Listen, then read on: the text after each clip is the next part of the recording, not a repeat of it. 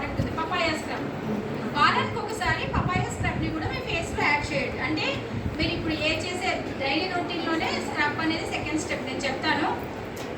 అది యూజ్ చేస్తే కన్నా డెడ్ స్కిన్ సెల్స్ కూడా రిమూవ్ అయిపోతాయి అన్నమాట ఫేస్ మీద. ఓకేనా? సో ఇప్పుడు మీరు ఇంట్లోనే ఫేషియల్ పరంగా కూడా చేసుకోవచ్చు. బయట పార్లర్కి వెళ్ళి ఫేషియల్ చేయించుకోవాల్సిన అవసరం లేదు. ఇంట్లోనే స్కిన్ కేర్ రొటీన్తో పాటు ఫేషియల్ కూడా చేసుకోవచ్చు అనమాట. రైట్? సో ఇవే ప్రోడక్ట్స్ మామూలుగా ఇక్కడ బ్యూటీషియన్స్ ఉంటే వాళ్ళు కూడా మీ కస్టమర్కి డైలీ ఇవ్వచ్చు అనమాట. లైక్ పపాయా స్క్రబ్ కానీ, అష్యూర్ మాస్క్ కానీ, ఫేషియల్ ఫోమ్ కానీ, క్లెన్జర్ టోనర్, ఇవన్నీ కూడా మీరు కస్టమర్స్కి పర్సనల్ కేర్ కింద సజెస్ట్ చేయొచ్చు. రైట్? సో ఫస్ట్ ప్రోడక్ట్ ఏంటి మనది? Deep cleansing oil. So deep cleansing oil ఎలా వాడాలో చూడండి. First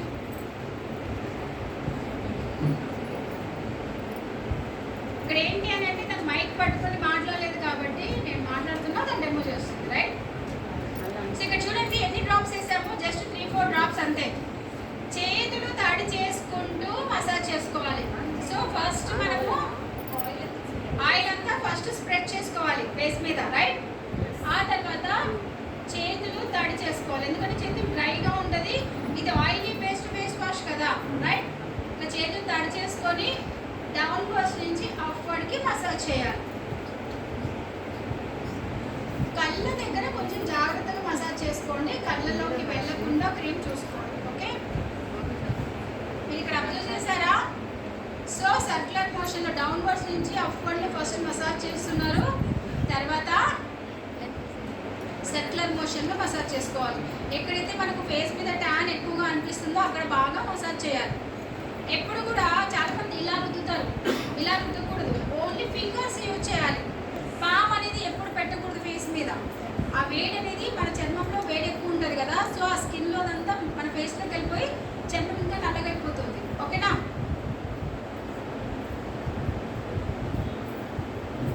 only 30 seconds or 1 minute.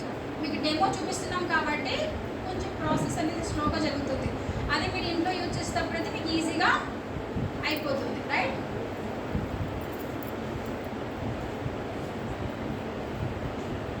So చేతులు తడి చేసుకుంటూ వాటర్తో మసాజ్ అనేది చేయాలి.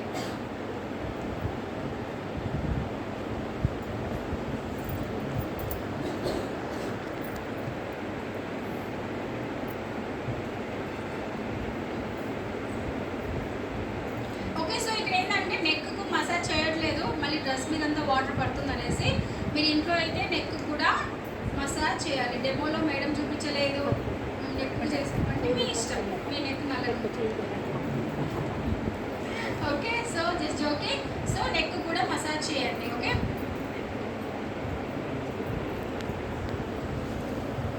సో ఇక్కడ వాష్కి పంపించకుండా జస్ట్ వైప్ చేసేస్తుంది, మీరైతే వాష్ చేసుకోండి. రైట్?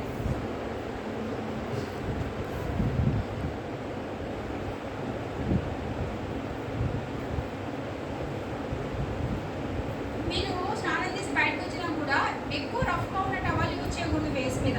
కొంచెం స్మూత్గా ఉన్న టవల్తో తుడుచుకోవాలి. ఫేస్ అనేది చాలా సెన్సిటివ్ కదా, దాన్ని అలాగే మెయింటైన్ చేయాలి. మీరు రఫ్గా హ్యాండిల్ చేస్తే ర్యాషెస్ వస్తాయి. రైట్? సో ఇప్పుడు చూడండి ఫేస్ మీద డస్ట్ అనేది ఎంత వచ్చిందో. ఇందాక టిష్యూ పేపర్ ఎలా ఉండింది, ఇప్పుడు ఎలా ఉంది? సో ఫేస్ మీద ఏమన్నా తేడా కనిపిస్తుందా? కనిపిస్తుందా? ఏం కనిపిస్తుంది?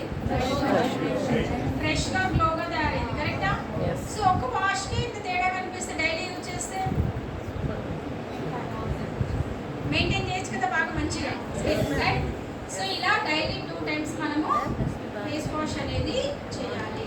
ఓకే? వాటర్తో వాష్ చేసుకోండి ఇంట్లో అయితే బాగా నీట్గా. సో ఇది ఫస్ట్ స్టెప్. రైట్?